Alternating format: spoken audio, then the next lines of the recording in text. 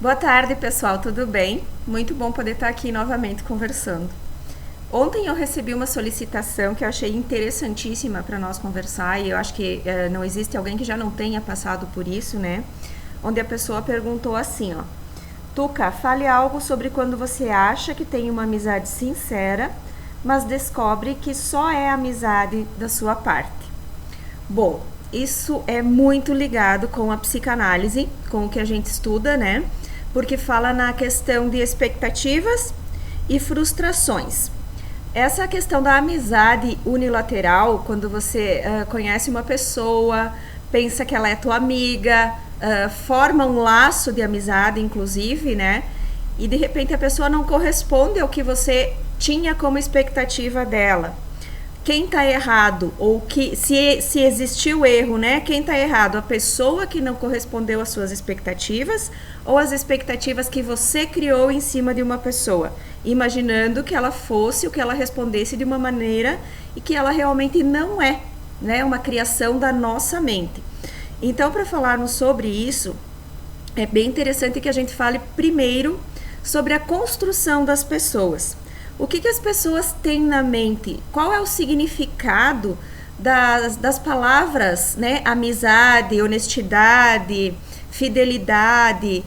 Que tipo de conceito as pessoas têm sobre isso? Porque embora exista um conceito único, né? Que fale, que nomeie de uma única forma isso, cada pessoa interpreta da sua forma, da sua maneira, conforme a sua educação, a sua criação, a sua maneira de ser, a sociedade onde ela convive, a família onde ela foi instruída, o local onde a estrutura dela se formou, né? E como psicanalistas, jamais a gente julga algo. Não, nós somos simplesmente pessoas que ouvem, deixando de lado todo e qualquer julgamento.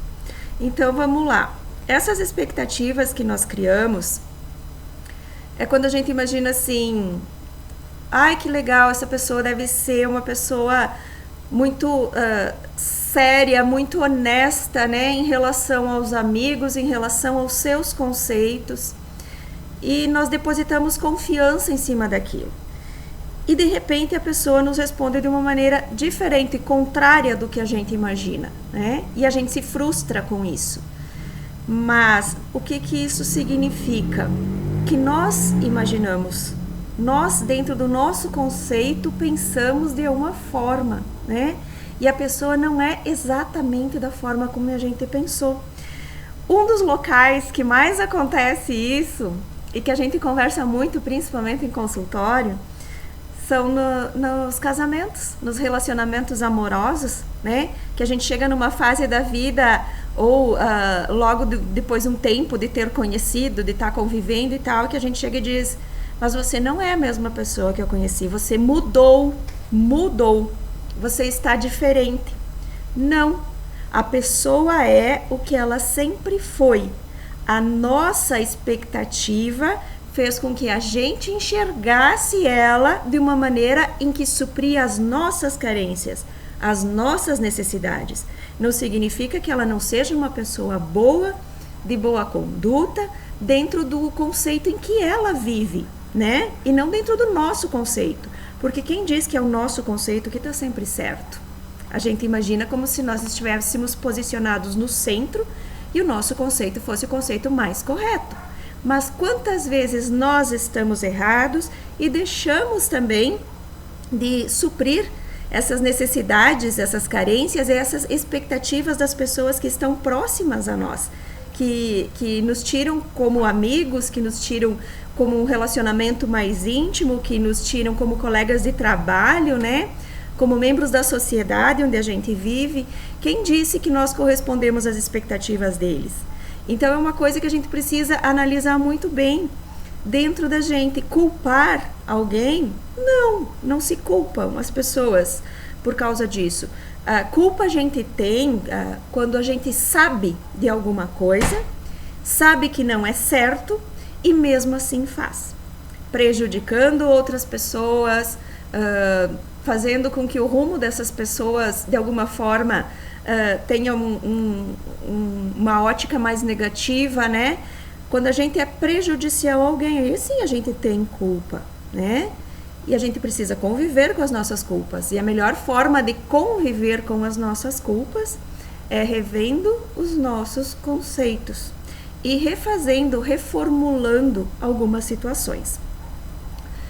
Voltando para a amizade, né? Então, quando acontece dentro da gente aquela frustração em relação à expectativa que nós tínhamos em uma pessoa, muitos sentimentos são aflorados.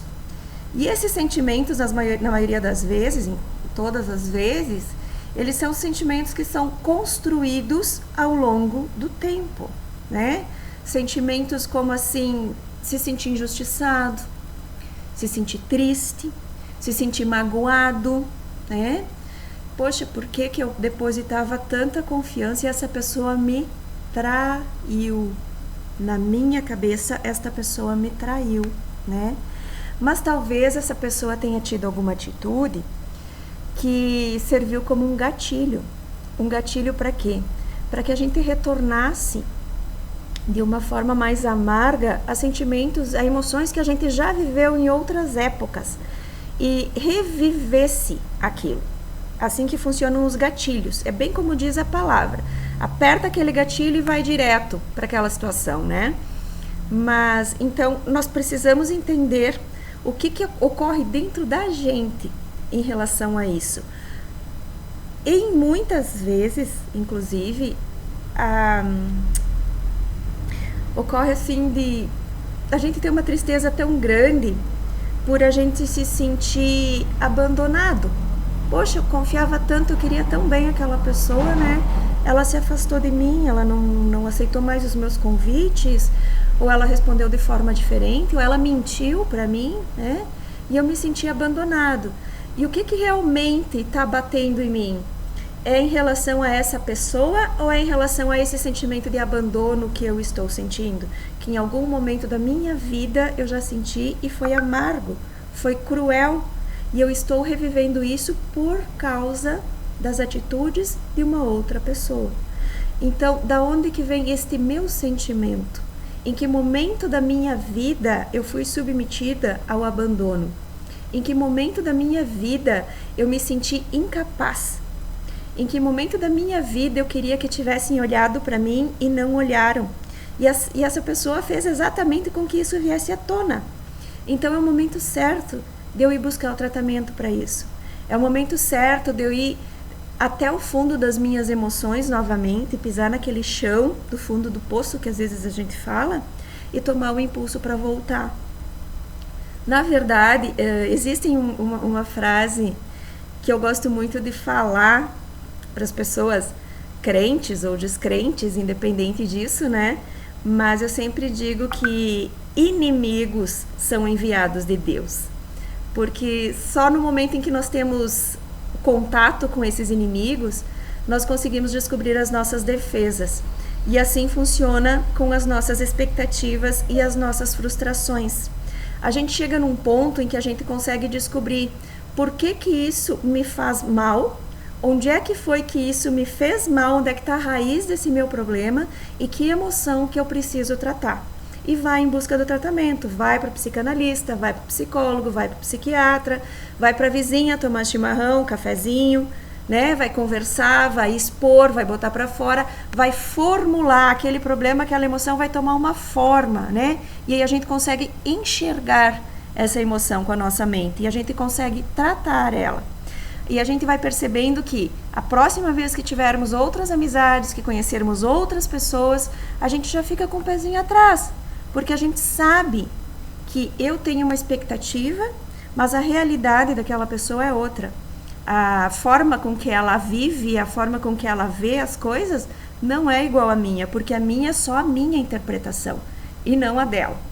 Né? Então vamos pensar bastante nisso. Na sequência vamos falar de um outro tipo de expectativas e frustrações, né? De relacionamento, que não dá para falar tudo num só. Mas nós vamos continuar falando, inclusive em relação à traição, casamento, relacionamento íntimo, essas coisas todas, tá bom? Acompanhem aí, continuaremos juntos.